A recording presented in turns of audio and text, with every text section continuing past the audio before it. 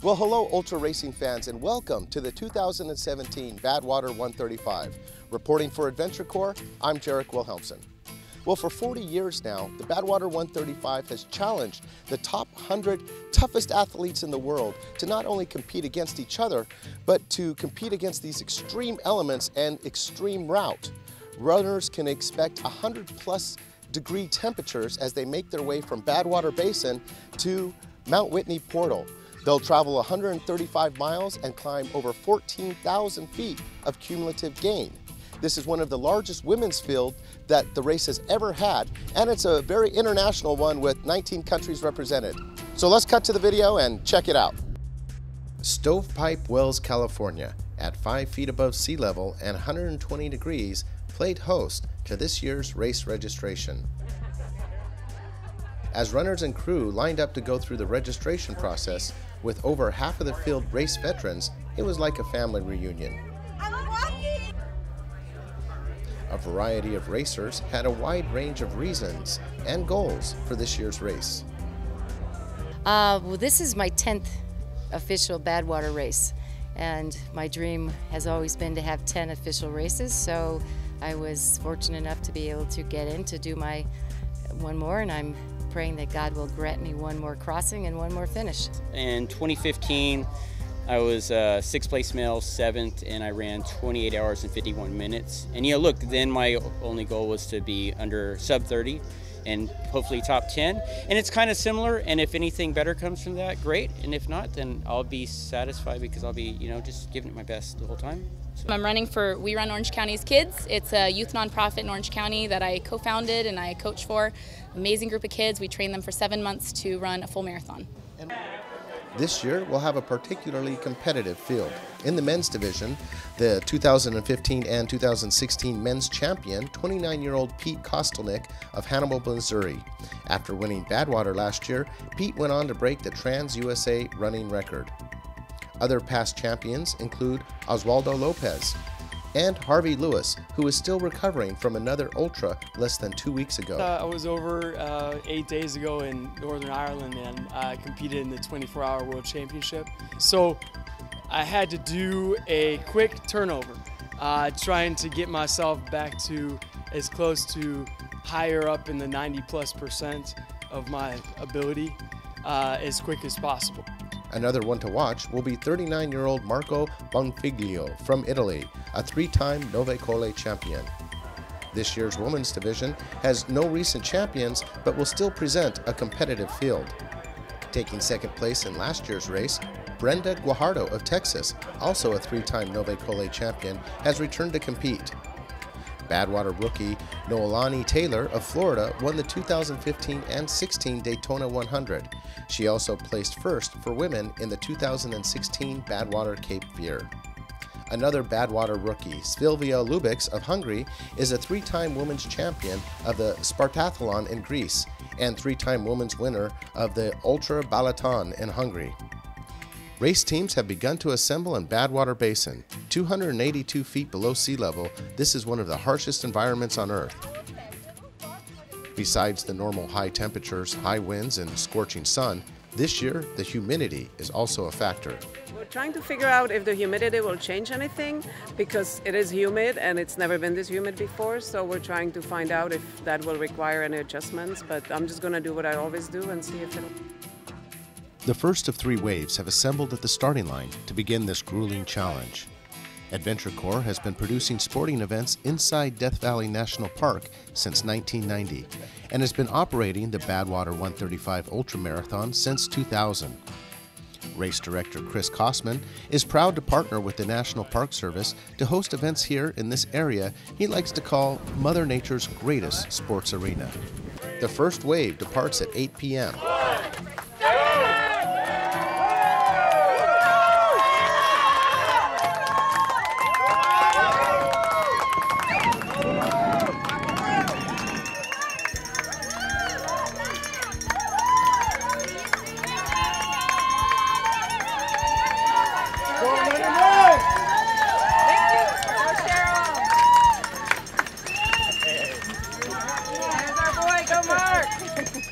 Bye, Colleen. Good luck.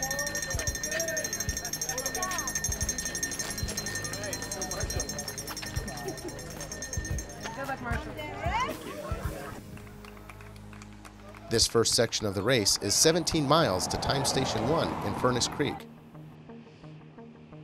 As the sun dips under the horizon, runners make their way north on Badwater Road.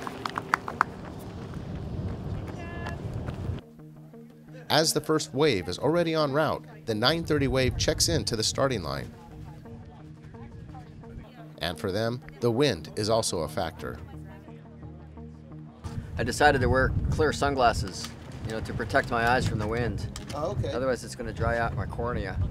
It's going to affect me later in the race. It's definitely an interesting factor, but also was the rain that was dropping when we drove out here, so yeah, it was kind of coming down pretty hard. Prior to the race, all runners must check into medical to get weighed, then pick up their tracking device.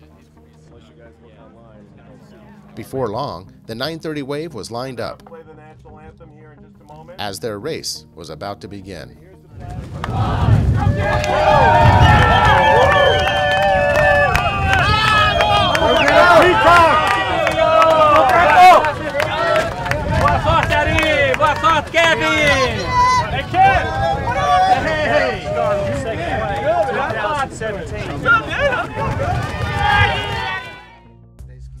The 11 p.m. or third wave is composed of the runners predicted to run the fastest who are competing for overall titles.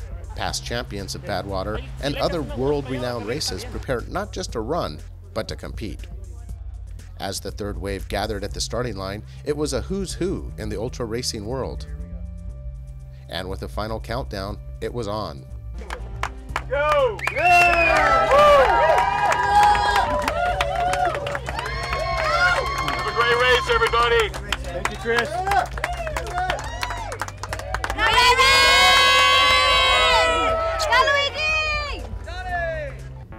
All three fields of the 2017 Stir Labs Badwater 135 have left the starting line. As the third wave heads out on course, racers immediately begin to fall into position. And as the line of lights spreads out along Badwater Road, the ultra runners settle into their pace and prepare for the first evening. Down the road at Time Station 1 in Furnace Creek, runners from the first and second waves are coming through and checking in. At this point, some decide to take some time off with their crew, while others continue their 135-mile adventure into the night.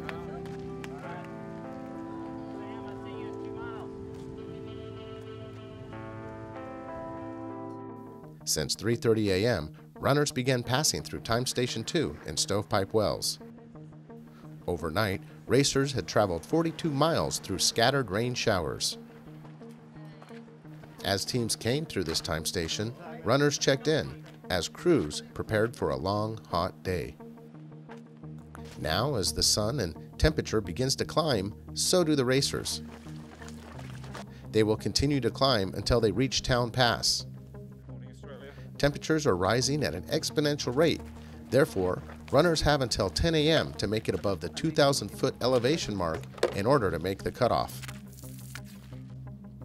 In the men's division, 3 racers have taken the lead and broken away from the pack. Past champion and Mexican mariachi star Oswaldo Lopez led the group,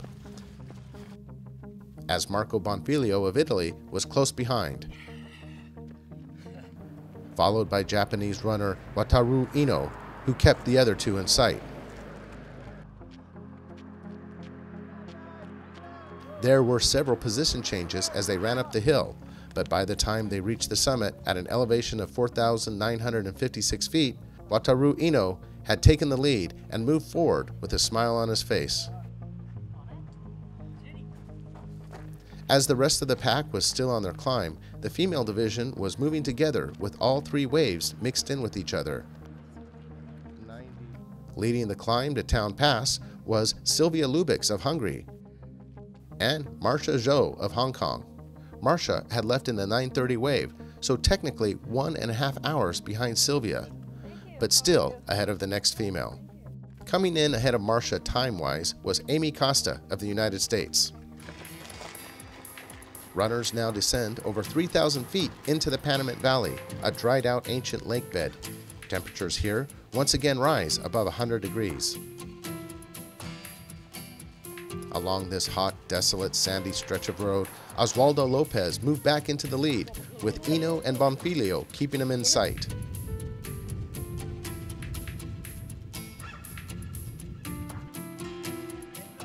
Oswaldo came into time station 3 at Panamint Springs strong, but went immediately for shade and a massage.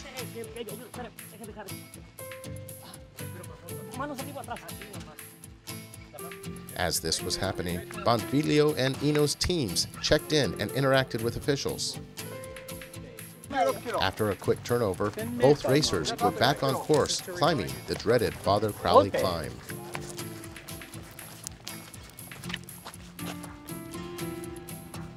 Oswaldo was still recovering.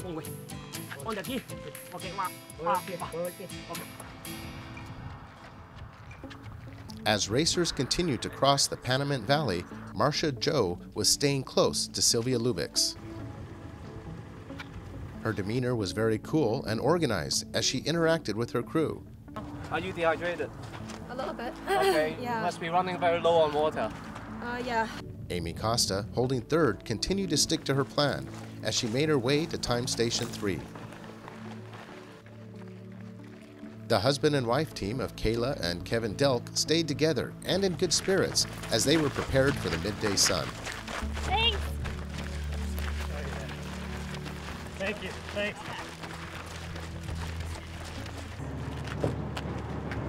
After passing the 72-mile mark at time station 3, Panamint Springs, runners began an 18-mile, 3,000-foot gain climb through the area called Father Crowley.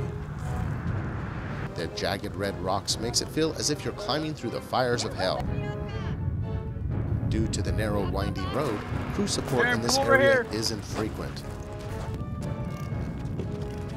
Pamela Chapman-Markle, who is attempting to break her own women's 60-plus record, came through this area like a veteran prepared for the fight. As racers made their way to the next time station in Darwin, the skies were overcast with wind and minor precipitation. Darwin is located just past Death Valley National Park boundaries, at the 90-mile mark in the race, and at an elevation of 5,050 feet. By the time Oswaldo Lopez had arrived, both Bonfilio and Eno had left. 11. That's it. I think they're both 11 o'clock, yeah. Usually by the time runners approach the mining town of Keeler, they can spot Mount Whitney in the distance. But the overcast conditions kept it hot and muggy, with Mount Whitney covered.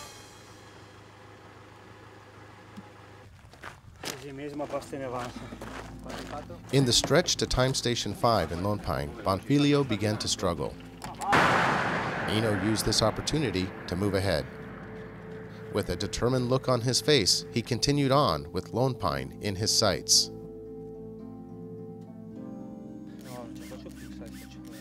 Bonfilio had to slow for more support from his crew.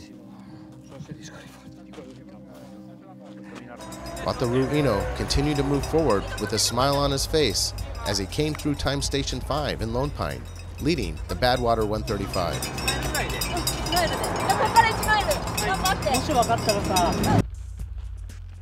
In this time, runner 31, Ule Stuve of Germany, left in the 9:30 wave but was holding strong as the second runner to enter Lone Pine.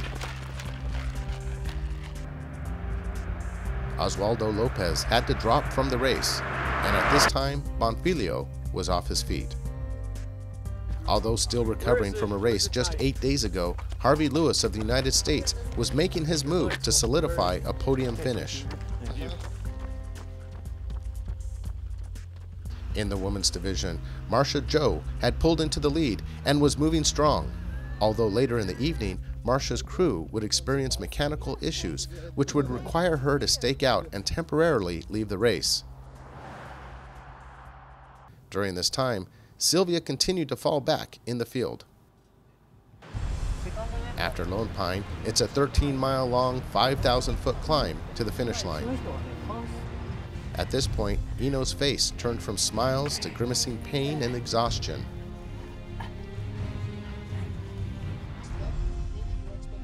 Close on his heels, Ule Stuve pressed forward, hoping to be the first over the finish line and 1.5 hours ahead of the next finisher. Bonfiglio stayed focused as he pushed up the hill. And Wataru Ino reached his goal.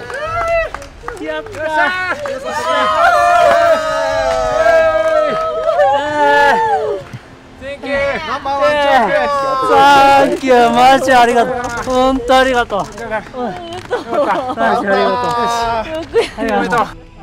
With a time of 24 hours, 56 minutes and 19 seconds, Wataru Ino of Japan became the overall champion of the 2017 Stir Labs Badwater 135. So actually, I wanted to join this race since I started running. Really? Yeah. When was that? 7 years ago. Okay. 7 years ago. So that's why. But I could not join that. It's a long race. It's a tough race. Yeah. That's why for preparation, I joined the Sahara Marathon. Sahara, do you know, Marathon des Sables. Yep. Yeah, I joined that for, it's a good training for the desert. Yeah. It's very hot. I also moved to India now. Why? I live in India now. It's good training for humidity and hot. I live in Chennai. It's always 42 degrees or 43 degrees. So you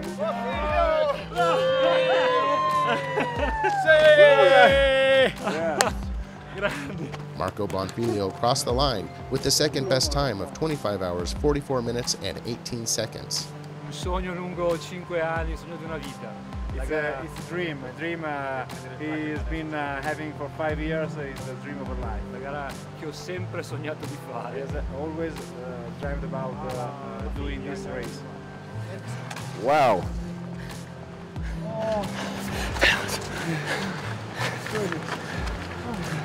And Harvey Lewis III busted over the finish line with the third best time of 26 hours, 45 minutes and 59 seconds. Congratulations. Wow. Yep. And we had Japan, and then Italy and USA. Wow. It's amazing. Got our And country thank on the you, podium. each of these guys. Thank you. Thank you. Thank you. Thank you, Sarah. Morning broke as the female division was approaching the finish line. 2 miles left. Yep. Keep it up. Keep it up. With just over a mile to go, Pamela Chapman-Markle, who left in the first or 8 p.m. wave, was first up the hill. Sandra Valines had moved into the front of the women's field and was moving steady up Mount Whitney. When all was said and done, Sandra Valines crossed the finish line to become the female champion with a time of 34 hours, 34 minutes, and 43 seconds.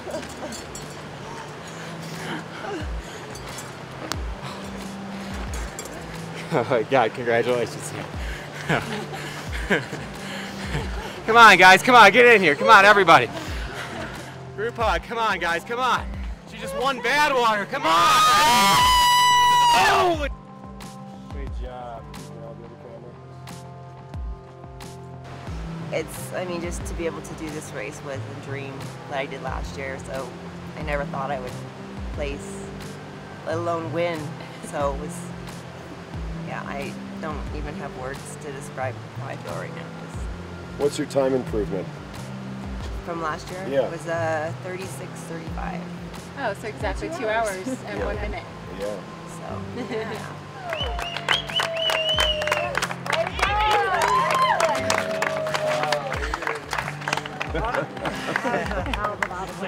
Good. It's a lot of work. The second best time goes to Amy Costa with a time of 35 hours, 30 minutes, and 19 seconds. Well, we went in at 101. I kind of went low blood pressure, and I've done it before. I had races and puked a lot, and I knew I needed to go into medic, so we went into Lone Pine, staked, went into Lone Pine, went in and drank my little saline salt, laid there for about 2 hours, dozed, then went into their room where they were sleeping, and we slept another hour, and then we drove back out. Couldn't find the stake, finally found the stake. So what do you think, it's 4.5 hours? About that. And then Seemed like fun. I wanted just to start clipping people off. Yeah! You are amazing. Incredible. You killed it. 5-hour new record. And breaking her 60-plus record by over 5 hours and coming in third overall is Pamela Chapman Markle with a time of 35 hours, 48 minutes, and 31 seconds. I wanted to break my own record.